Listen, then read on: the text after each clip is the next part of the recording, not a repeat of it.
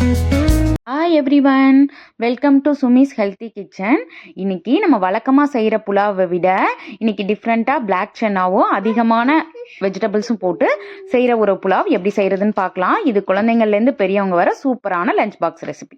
அதுக்கு இப்போ நான் ஒரு ஆளாக்கு அரிசி எடுத்துருக்கிறேன். அதை நீங்கள் தண்ணி ஊற்றி வாஷ் பண்ணிவிட்டு ஒரு 20 மினிட்ஸ் ஊற வச்சுக்கோங்க. இதுக்கு இன்றைக்கி நான் நார்மல் சாப்பாட்டு ரைஸ் தான் எடுத்துருக்கிறேன்.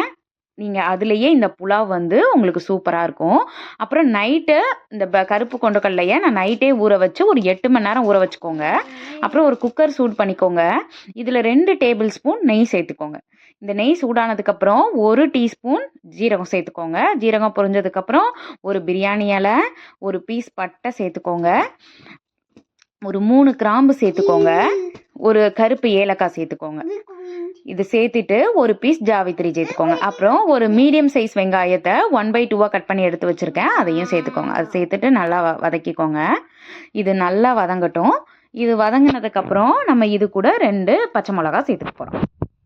இந்த பச்சை மிளகா சேர்த்துட்டு இது கூடயே 2 டேபிள் ஸ்பூன் இஞ்சி பூண்டு விழுதும் சேர்த்துக்கோங்க.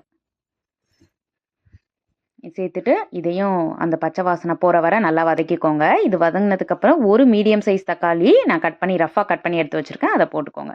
இதுக்கு அதிகமான தக்காளி சேர்க்க வேணாம் புலாவுக்கு. அப்புறம் இதில் ஒரு அரை டீஸ்பூன் மஞ்சத்தூள், 1 டீஸ்பூன் மிளகாத்தூள், 1 டீஸ்பூன் கொத்தமல்லி தூள், அரை டீஸ்பூன் கரம் மசாலா சேர்த்துட்டு அதையும் நல்லா வதக்கிக்கோங்க. அப்போ இது கூடயே நம்ம நைட்டே ஊற வச்சுருந்தோம் இல்லையா, அந்த கொண்டக்கடலையும் சேர்த்துக்க போகிறோம். இதையும் அந்த மசாலாவோடு சேர்த்து நல்லா வதக்கிக்கோங்க.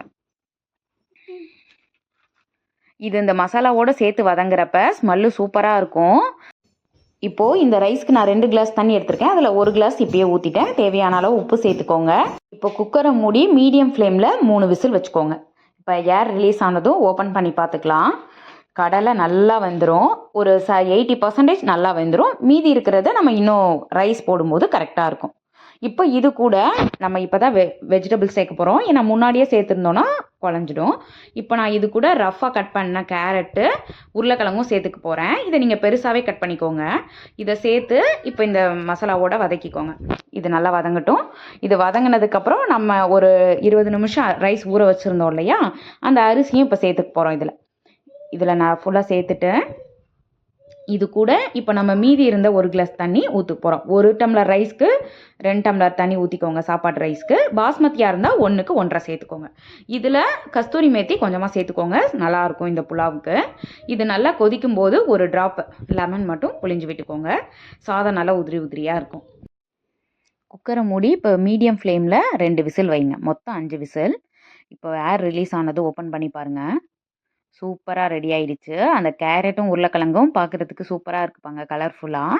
ப்ரோட்டீன் அதிகமாக இருக்கக்கூடிய லஞ்ச் பாக்ஸ் ரெசிபி. இதை நீங்கள் குழந்தைங்கள்லேருந்து பெரியவங்க வர நீங்கள் இதை பேக் பண்ணி எடுத்துகிட்டு போகலாம். ரொம்ப சூப்பராக இருக்கும். குழந்தைங்களும் விரும்பி சாப்பிடுவாங்க. லாஸ்ட்டில் கொத்தமல்லி தூவி சர்வ் பண்ணிக்கோங்க. இந்த வீடியோ பிடிச்சிருந்தா லைக் பண்ணுங்கள், ஷேர் பண்ணுங்கள், சப்ஸ்கிரைப் பண்ணுங்கள். இன்னொரு வீடியோவில் பார்க்கலாம். பாய்.